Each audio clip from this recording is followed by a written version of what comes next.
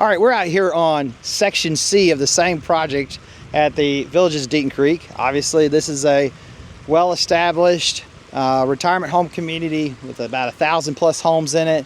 We're standing right here on a pedestrian bridge, okay? Another major asset they have, it's a major corridor between their sports fields and their clubhouse up here, which is massive. So they do a lot of activities. You can probably hear the music that they've got going on. So everybody uses this.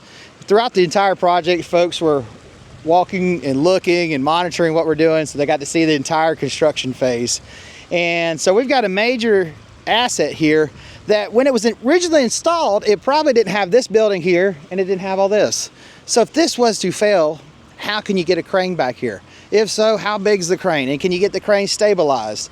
Getting the bridge re-engineered. So you're talking about millions of dollars to protect, and if you had a problem, you'd have to replace it. So it'd be very expensive. So we've come in here and reestablished the floodplain, reestablished the banks, restabilized. Before, the left bank here was incredibly steep. It was straight up and down, falling in, large trees falling in. They were losing about 1 foot to 2 feet of bank every year with the large storms. It was just terrible. Also, we've got a sewer line crossing at the very end past that outcropping of rock.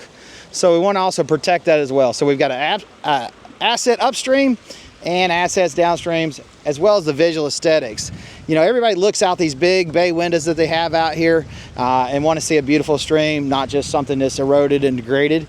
So this was a nice thing to add some visual aesthetics. Now, when we get out here on these projects, you know, when you're doing a standard stream restoration, you don't necessarily have all of this plantings that you have.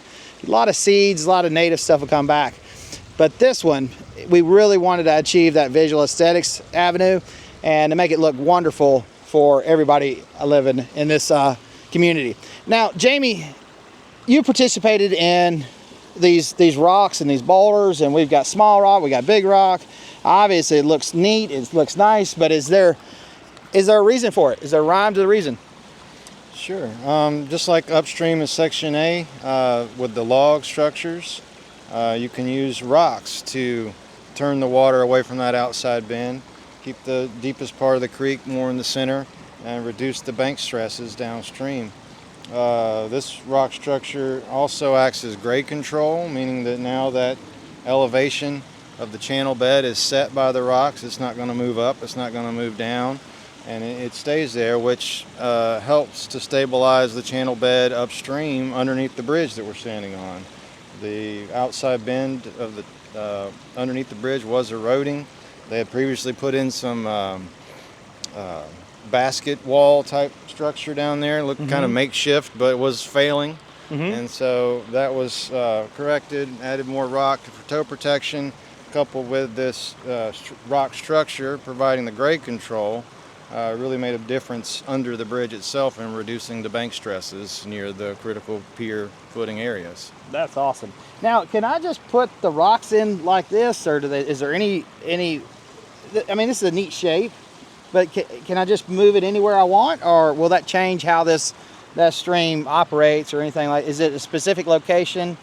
You know, can you tell me a little bit, what's the reason for all this? There's definitely a specific location for structures in general. Can vary slightly from rock to log, depending on the angle. Logs turn the water a little bit harder than rocks because of the gaps between rocks, things like that you have to account for. But generally you want to start the structure somewhere near the point of curvature. In between the point of curvature and the midpoint of the curve is typically where you see the end of the riffle begin and the pool, or the end of the riffle happen and the pool begin. And these all comes from studying stable streams in nature known as reference reaches. You study a reference reach to a stable stream in nature to tell you here's where the riffle should be, here's where the pools are. And you couple that with the mathematics and science of how big and wide and everything the stream should be is what helps create the stable form that will maintain itself. The rocks that you see too here are just the top rocks. There's a whole layer of footer rocks incorporated underneath them. So you're looking at 3 to 4 feet of rock below what you actually can see.